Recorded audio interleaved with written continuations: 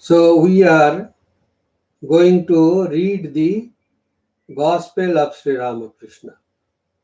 This is our sixth class on this holy book. Last time we remember a few points from the last time class. One is that somebody asked Sri Ramakrishna how to deal with wicked people. Sri Ramakrishna's advice was, in short, the gist of his advice was, we have to maintain a respectful, safe distance. We should not be hateful. At the same time, we should not get very close to these people because they can harm us spiritually. So we should maintain respectful, safe distance. Then Sri Ramakrishna discussed about different classes of people. He told that there are some people who are bound souls, bound in the sense that they don't have any question about whether they are bound or there is a way to get freedom. From the spiritual standpoint, they are completely bound. Then free souls, those who are bound but who are trying to be free. And the third category, he said, they are always free. They are never caught in the net or in bondage. So he spoke about different types of such personalities. These types are dependent on the person's psychosomatic makeup. Similarly, there are types of people from a spiritual point of view. Some believe in God 100%. Some are rank materialists, and some are in between. Those who are rank materialists, for them there is no problem. They don't have any question and they don't have any feeling that they are going the wrong way. So they don't have any question. They have no problem. And those who are completely surrendered to God or dedicated, for them, there is no problem because they depend on God wholly. So they are called spiritual people or religious people, and those who are bound, have no questions, they are called materialists. But some are caught up in between. They cannot go with materialism or worldliness wholeheartedly, 100%. Neither they can completely surrender to God. They are caught in between. The scriptures say that the majority of the human population belong to this medium group. And the scriptures say that when you think that you are caught up in between, then you are blessed because you will try to get the freedom. You will try to get freedom. You cannot go wholeheartedly with material life or worldly life. So you are trying to get this freedom. And actually, spiritual life means a struggle between these two ends, two poles, two forces. Spiritual life is nothing but a struggle between these two forces. So if we are caught up in between these two forces, then we are really on the right track. Now we come back to the same familiar question that Mahendranath asked during his second meeting: how to help this worldly person? Is there no help for these worldly persons? That was his question. And Sri Ramakrishna's answer was very, very strong. He said, certainly there is. And then he gave the same prescription of following the path of devotion, at the same time practicing works dedicated to God, and then differentiating between what is real and what is unreal, what is permanent, what is temporary. But in between, Sri Ramakrishna said that pray to God for faith. Give me faith and devotion. That should be your prayer. And we have seen that this faith is not a kind of irrational belief. It is not contradictory to rationality. This faith is actually our surrender to God, surrendering the results of our works, the outcome of our works to God, and then be free. And in the meantime, we will learn to depend on God for everything. And that is what is the patience. The patience with God is called faith. Actually, this path is a very gradual path and a sure path for converting our worldly minds into spiritual ones. We have to begin, and even a small beginning, a bit of daily practice will achieve great results in the end. Swalpam apyasya dharmasya trayate mahato bhaya.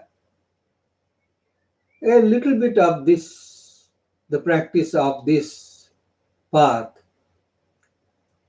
will save us from great, great danger. After this, we will read the Gospel of Sri Ramakrishna. First, narration of samadhi. Master Masai came to Sri Ramakrishna, and this Sri Ramakrishna used to go into samadhi every now and then, many times in a single day. Let me read from the Gospel. When the meeting broke up, the devotees sauntered in the temple garden. M went in the direction of the Panchavati. It was about 5 o'clock in the afternoon. After a while, he returned to Sri Ramakrishna's room. There on the small north veranda, M saw an amazing sight. Sri Ramakrishna was standing still, surrounded by devotees, and Narendra was singing. M had never heard anyone except Sri Ramakrishna to sing so sweetly. When he looked at Sri Ramakrishna, he was struck with wonder. For Sri Ramakrishna stood motionless, with eyes transfixed. He seemed not even to breathe. A devotee told him that Sri Ramakrishna was in samadhi. M had never before seen or heard of such a thing. Silent with wonder, he thought, is it possible for a man to be so oblivious of the outer world? in the consciousness of God? How deep his faith and devotion must be to bring about such a state? Narendra was singing, "Meditate, O my mind, on the Lord, the stainless one, pure spirit through and through. How peerless is the light that in him shines. How soul bewitching is his wondrous form. How dear is he to all his devotees." Sri Ramakrishna shuddered when the last line was sung. His hair stood on end and tears of joy streamed down his cheeks. Now and then his lips parted in a smile. Was he seeing the peerless beauty of God? Was he seeing the peerless beauty of God that shames the splendor of millions of moons? Was this the vision of God, the essence of spirit? How much austerity and discipline, how much faith and devotion must be necessary for such a vision? The song went on again, that bewitching smile, the body motionless as before, the eyes half shut, as if beholding a strange inner vision. The song drew to a close.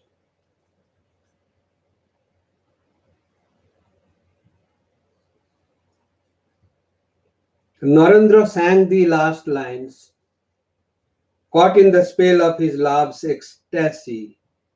Immerse yourself forevermore, O mind, in him who is pure knowledge and pure bliss.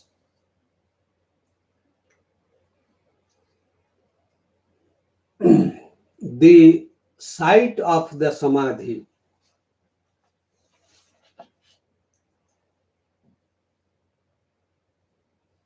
the sight of the samadhi and the divine bliss that he had witnessed left an indelible impression on M's mind. He returned home deeply moved. Now and then he could hear within himself the echo of those soul-stirring lines. Immerse yourself forevermore, O mind, in him who is pure knowledge and pure bliss. There is nothing to comment on this narration. This is a narration of the divine or unearthly human experience. Blessed is the time and blessed are those who had the greatest fortune to witness such enthralling and life-fulfilling sights.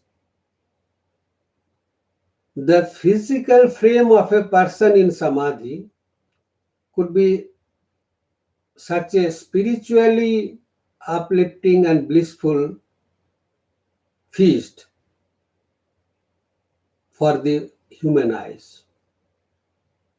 To see the physical body of a person in samadhi itself is a great spiritual feast for the human eyes.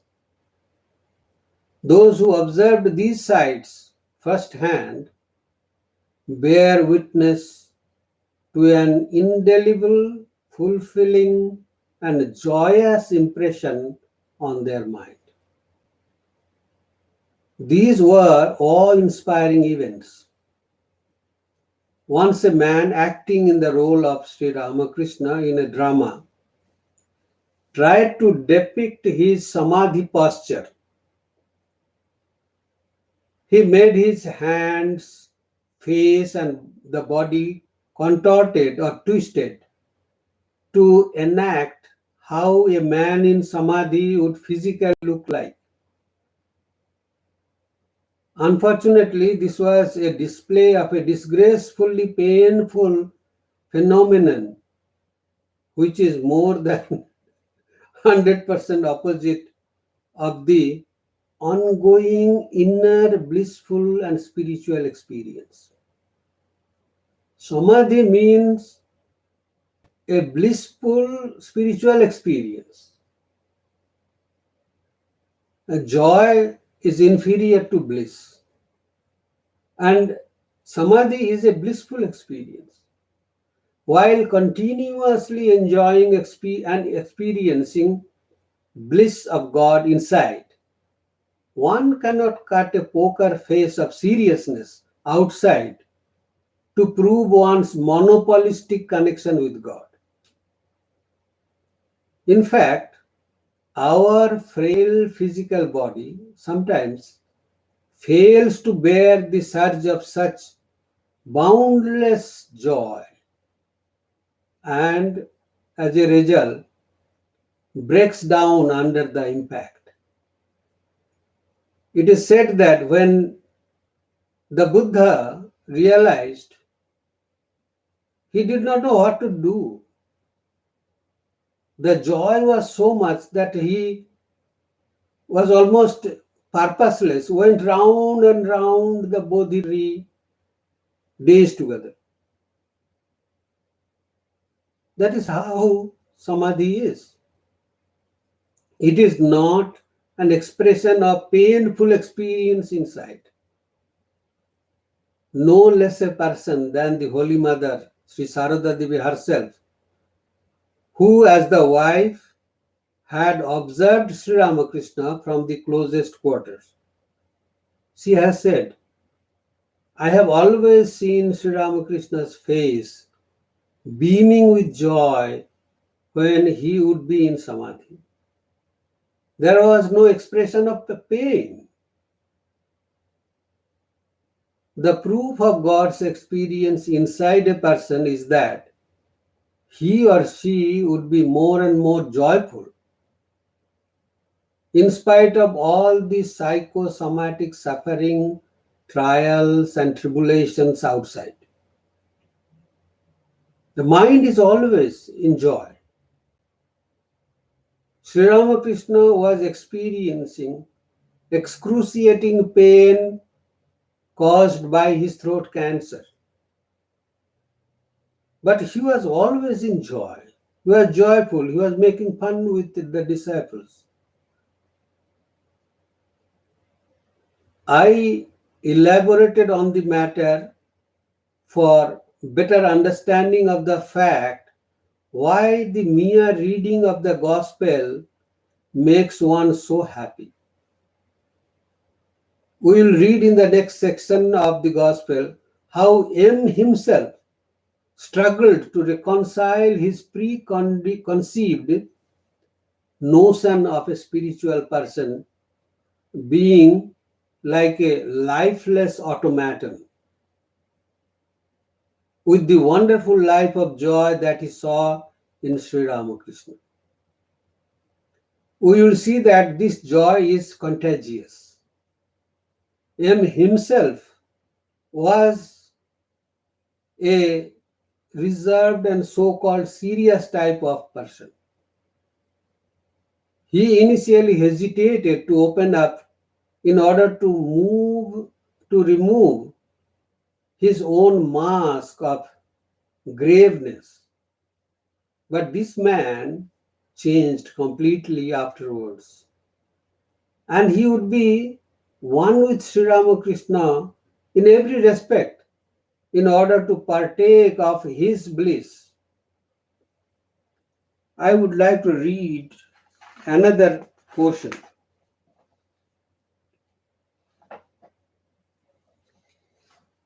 M or Mahendranath came the next day on his fourth visit to Sri Ramakrishna. Now the gospel continues. No sooner had M entered the room than Sri Ramakrishna laughed aloud and said to the boys, "There, he has come again." They all joined in the laughter. M bowed low before him and took a seat.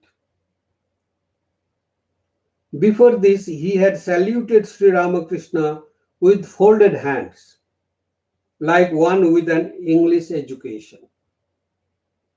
But that day, he learned to fall down at Sri Ramakrishna's feet in orthodox Hindu fashion. Presently, Sri Ramakrishna explained the cause of his laughter to the devotees. He said, "A man once fed a peacock with a pill of opium at 4 o'clock in the afternoon. The next day, exactly at that time, the peacock came back. It had felt the intoxication of the drug and returned just in time to have another dose." All laughed. M thought that this was a very apt illustration. Even at home, he had been unable to banish the thought of Sri Ramakrishna for a moment. His mind was constantly at Dakshineshwar, and he had counted the minutes until he should go again. In the meantime, Sri Ramakrishna was having great fun with the boys, treating them as if they were his most intimate friends. Peals of side-splitting laughter filled the room, as it were a mart of joy. The whole thing was a revelation to him. Now M thought, didn't I see him only yesterday, intoxicated with God? Wasn't he swimming then in the ocean of divine love, a sight I had never seen before? And today the same person is behaving like an ordinary man. Wasn't it he who scolded me on the first day of my coming here? Didn't he admonish me, saying, "And you are a man of knowledge"? Wasn't it he who said to me that God with form is as true as God without form? Didn't he tell me that God alone is real and all else illusory? Wasn't it he who advised me to live in the world unattached, like a maid servant in a rich man's house? See what are the things the M is thinking? Well, we will see in the gospel that Sri Ramakrishna is a very serious person. He is almost uninterruptedly engaged in the thought of God, in the thought of the redemption of the whole of humanity from the clutches of Maya or delusion in the forms of greed and lust. He was also concerned about rejuvenating the spirits of religion, many of which got reduced to a compromise with fulfilling material or worldly desires. The task was heavy, and he did not have infinite time to continue in a human body in order to achieve these tasks comfortably. He even said that one of the signs of his departure from the world, that he would be leaving his body, was that he would be, during his lifetime, accepted. He would be accepted by large number of people as an incarnation of God. That is why he was sometimes scared lest people should recognize him soon. He was averse to any public talk of his being an incarnation of God. More often than not, he would disapprove of such attempts. His lay disciples and devotees, like Sri Ramachandra Datta and Sri Girish Chandra Ghosh, used to publicly and boldly talk that Sri Ramakrishna was an incarnation of God. He did not like it and marked disapprovingly. And he remarked disapprovingly, saying, one is a doctor and another is a dramatist. What do they know about an incarnation of God? Ramchandra Datta was a doctor and Girish Chandra Ghosh was a dramatist. So he is referring to them and he is saying disapprovingly, one is a doctor and another is a dramatist. What do they know about an incarnation of God? Why do they go on publicly telling about it? Mahendranath's impression about Sri Ramakrishna's personality so far from his earlier 3 visits appeared to be in stark contrast with what he saw now. So he started cogitating. You see, if you judge a person from the outside appearance, outside requirements, you will miss many things about that person. Inside a person may be different, maybe opposite also. So just let us look at the thoughts of Mahendranath Gupta, what he was thinking. What he was thinking when he saw Sri Ramakrishna in such a jovial, joyful mood. He was referring to his earlier experiences. So he was saying, didn't I see him only yesterday intoxicated with God? Wasn't he swimming in the ocean of divine love, a sight I had never seen in my life before? And today the same person is behaving like an ordinary man. He went on recounting many of his impressions, many of the things that impressed him about Sri Ramakrishna. Wasn't it he who said to me that God with form is as true as God without form? Like that, so many things you are just remembering.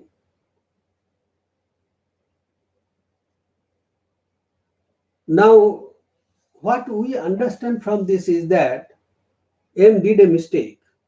The mistake M was doing is that he took Sri Ramakrishna for an ordinary human being and made his own mental theological construct as to what way should a man of God behave.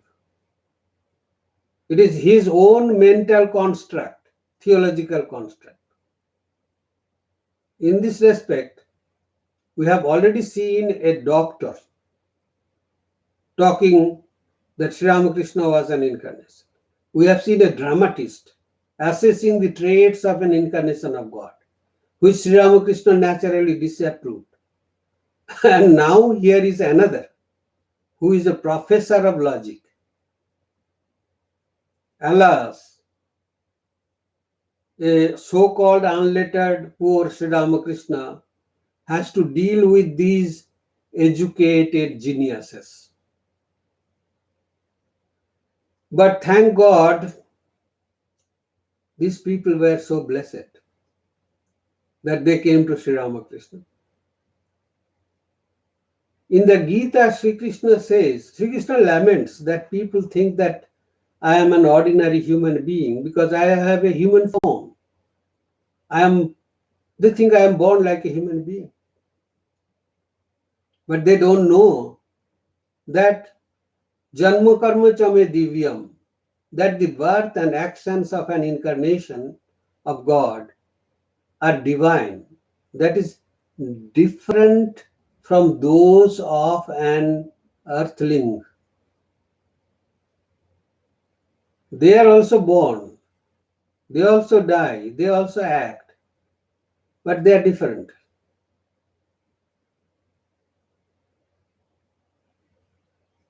It will be good for us to understand the concept of an avatara or incarnation of God, which we were discussing yesterday somewhere elsewhere.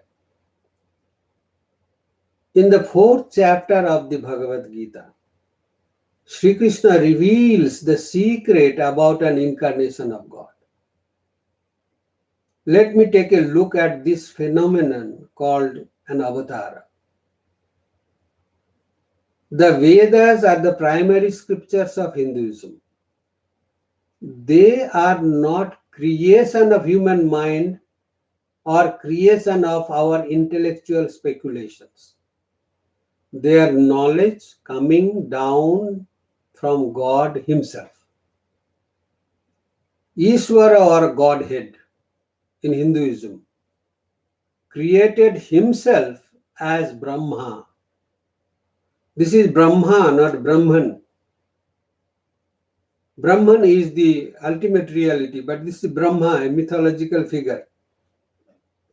And he has his role in respect of the creation. He is one of the Hindu Holy Trinity, Brahma, Vishnu, Maheshwara or Shiva. Then Ishvara gave the knowledge of the Vedas to Brahma. There are 4 Vedas: Rig Veda, Yajur Veda, Sama Veda and Atharva Veda. These are the names of 4 primary scriptures of the Hindu religion. So God, Ishvara, gave these 4 Vedas to Brahma, the knowledge of the 4 Vedas to Brahma. So Brahma got the knowledge of the 4 Vedas. That is why Brahma is depicted as having 4 heads. Chaturmukha Brahma.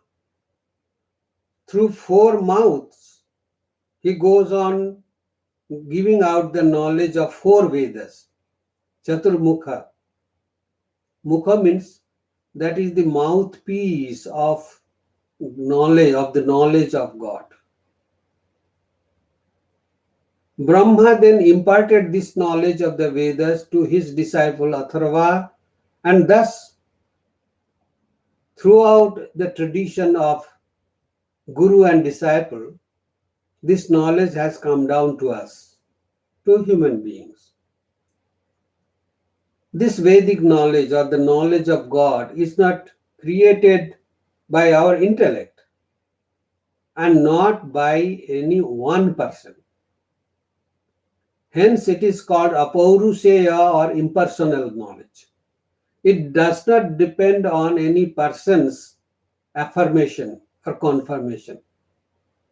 That is why it is the property and inheritance of every human being. This knowledge, the knowledge of God, that is our property and inheritance.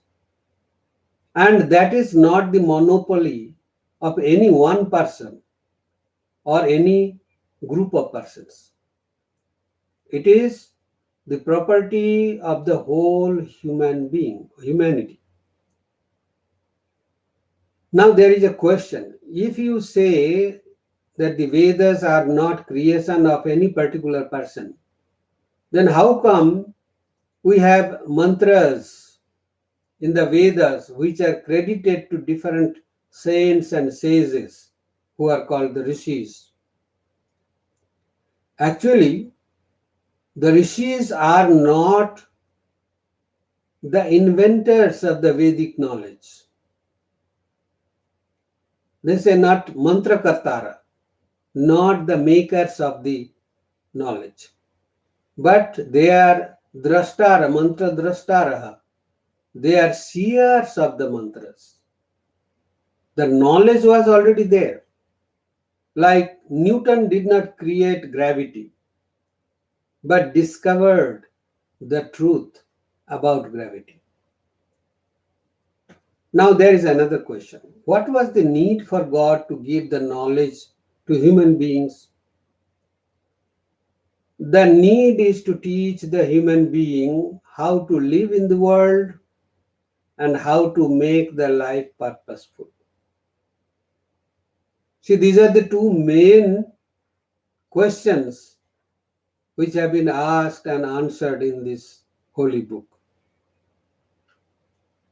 If you summarize all the questions and teachings, they will come to this two only: how to live in the world and how to make the life purposeful. So the Vedas are like the manual or guidebook for the humanity. We are familiar with the word reincarnation of an individual. That's what Sri Krishna says. That in respect of being born as a human being, having human body, the ordinary human beings, individuals or jivas, their birth can be compared with the birth of an incarnation of God, apparently from outside. So therefore we can say that there are two types of incarnations. Reincarnation happens to the ordinary jivas. Incarnation means assuming a human body. An individual assumes a human body, and an incarnation of God too assumes a human body. So we pose another question here. What is the difference between a human birth and the birth of God? I remember once one young man was asked by his mother to read the life of Holy Mother. This young man later on became a monk of the Ramakrishna order. After reading the small book, the young man asked his mother, I have read the book. Now tell me, what is the difference between you, my mother, and this mother whom you call Holy Mother? It is really difficult to read Holy Mother's life between the lines. Well, the mother of the young man looked at him with wide eyes and said, What do you say? You will not understand it now. Your mother will die, but she never dies. Sri Krishna says that we both, means we, the ordinary human beings and incarnation of God, have same human body with their associated defects, etc. But he shows that there are four main differences between the birth of an individual human being and that of an incarnation of God. There are four major differences. The first difference is in the cause. What is the cause of our birth and that of God's? An individual or a jiva is born because of his or her being subject to or being a slave to the law of karma, the law of karma. We are creatures to the law, and God is the creator of the law, whereas God is born at his will and out of compassion. His birth is under his control. Our birth is not under our control. Number two difference. There is a difference in the mode or method of assuming a body. An individual is created through the 5 elements of this world, material elements, following the biological rules of human births. Whereas an incarnation can choose to be born according to the mode he chooses, he likes, he needs. He can be born as a grown-up person, like the Narasimha avatar in the Hindu tradition. He was not born, he just descended. The third difference is in the nature of our life, the way we live. The jivas are bound in the life by karma, time, space, etc., limitations. And they are trying to be free, if at all. An incarnation is always free soul, and he is not bound by karma or time or space because he created time.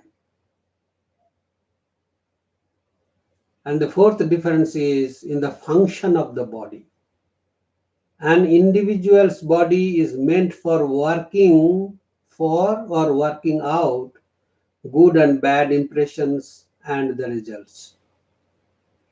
This means we have to experience both pleasure and pain as individuals. We are accumulating or reducing both good and bad. This is the way we assure that we go through repeated birth and death. In the case of an incarnation, nothing of these have any effect. Then what is the function?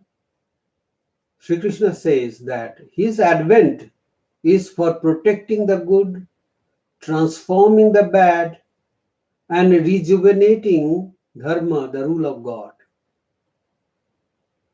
The Sanskrit word avatarana means getting into,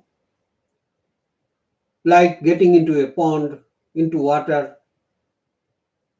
That is why God's appearing in human form is called avatara.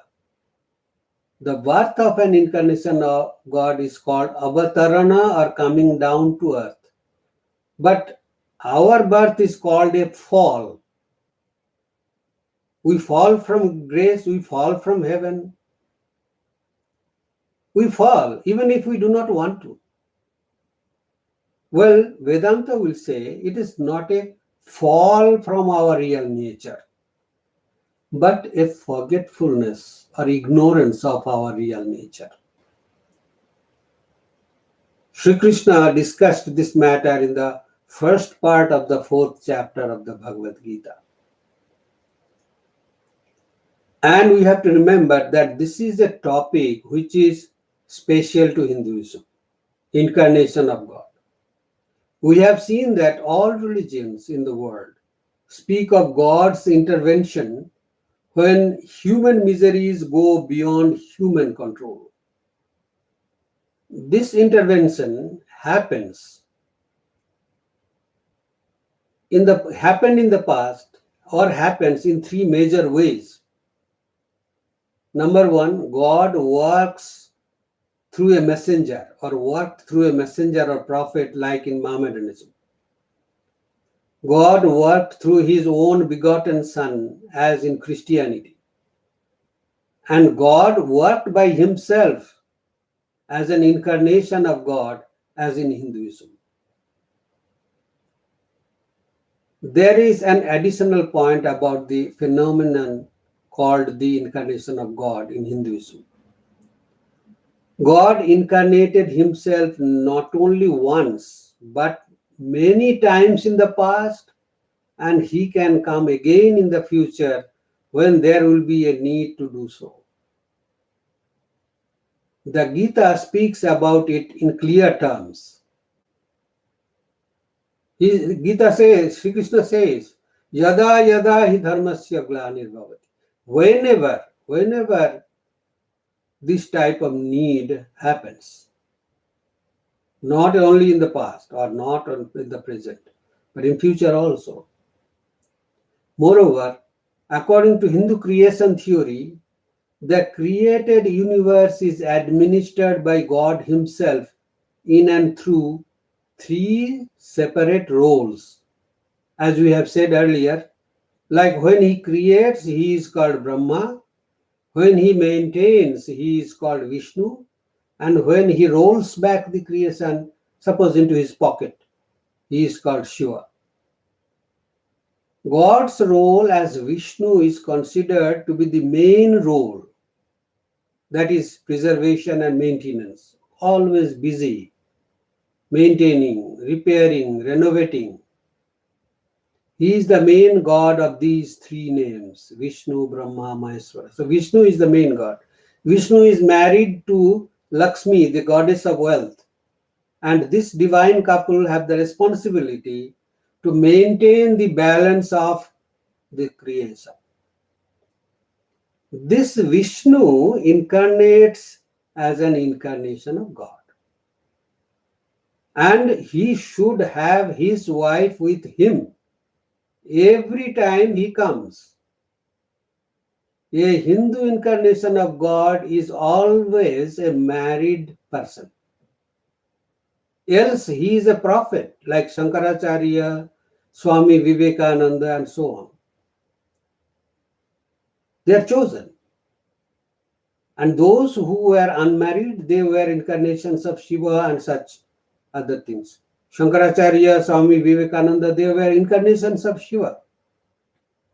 That is why they are called prophets, not incarnations of God. An incarnation of God comes for the whole of humanity, for revitalizing or rejuvenating the weakened spirit of spirituality. He does not have any sectarian agenda. His messages are not aggressive and not limited to a particular group of humanity, and also not limited by place or time. That is enough for the explanation of what an avatara is in Hindu religion. We are now in a position to go back to our discussion of how Mahendranath was trying to reconcile his two seemingly contradictory pictures. But we have many examples of how people seeing Sri Ramakrishna for the first time in different roles, as it were, was awed by the greatness of the holy man.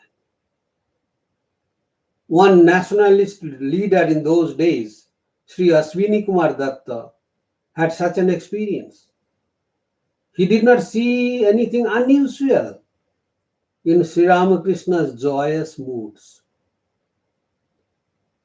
We will narrate an incident from the life of Sri Kalipada Ghosh, the younger brother of the famous dramatist Girish Chandra Ghosh, of whom we have already spoken.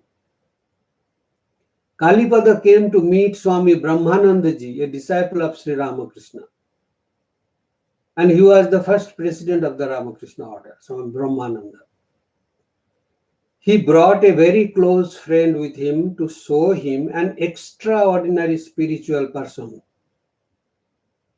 When they came into the room where the Swami was having a session with many young people, both of them saluted the Swami and took their seat.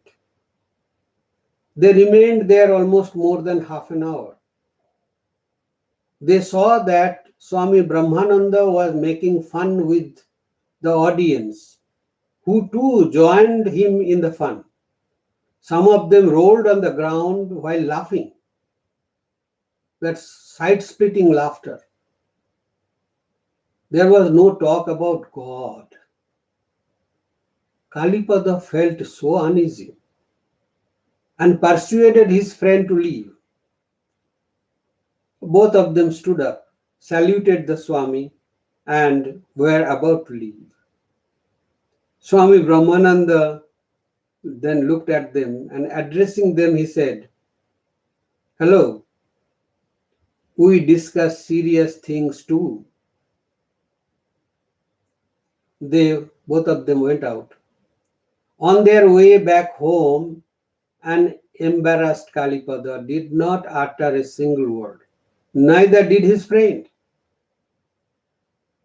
But before parting company, Kalipada's friend caught hold of his hand and said, "Thank you, friend, today.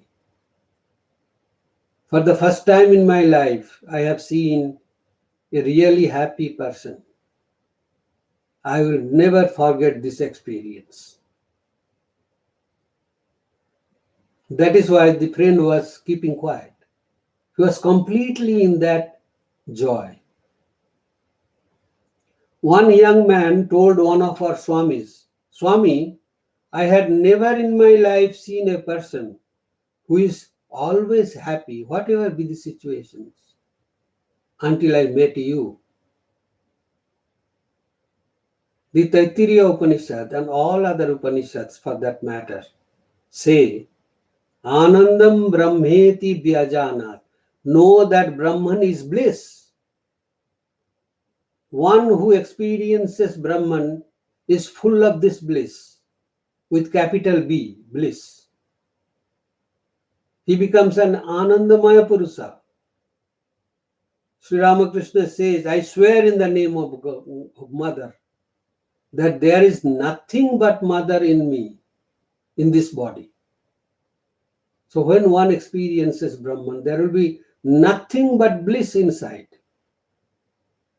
How can such a person look sad outside, cut a grave face?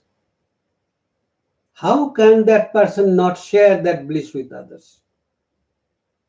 When you read the gospel, you start swimming in that bliss. That is guaranteed.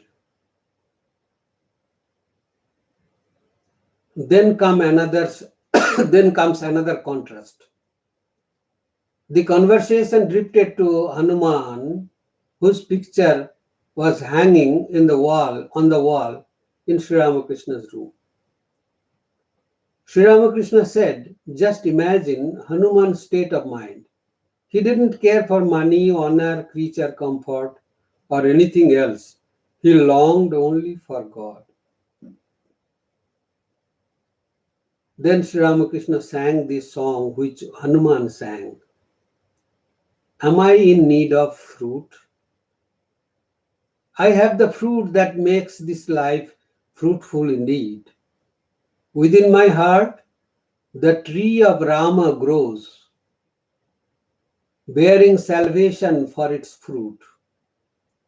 Under the wish-fulfilling tree of Rama do I sit at ease, plucking whatever fruit I will." As Sri Ramakrishna was singing the song, he went into samadhi. Again, the half-closed eyes and motionless body that one sees in his picture. Just a minute before, the devotees had been making merry in his company, and now all eyes were riveted on him. Thus, for the second time, M saw Sri Ramakrishna in samadhi.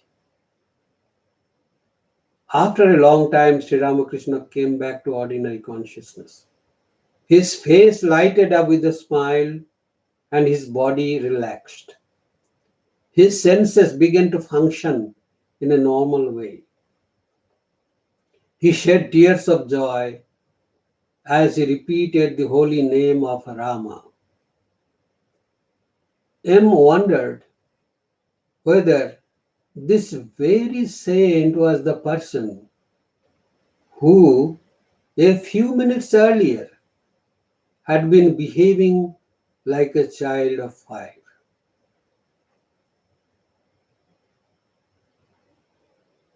This is the constant experience one will have when one reads the Gospel of Sri Ramakrishna. That how the bliss manifests through a human body, how it is difficult for that joy to be contained within this framework of our physical body.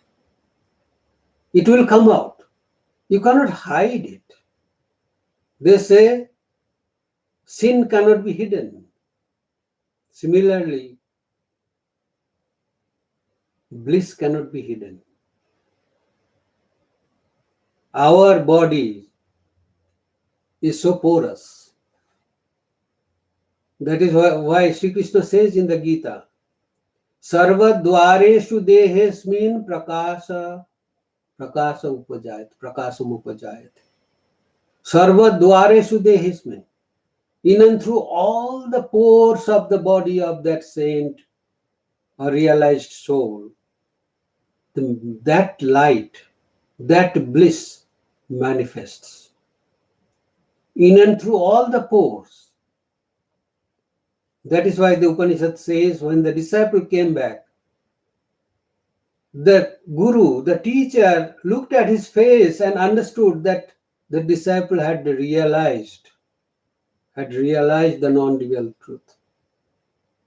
Because from all the pores of the body of that blessed one, this bliss was shining forth, percolating. So we have to remember that this is spiritual truth, and it can never be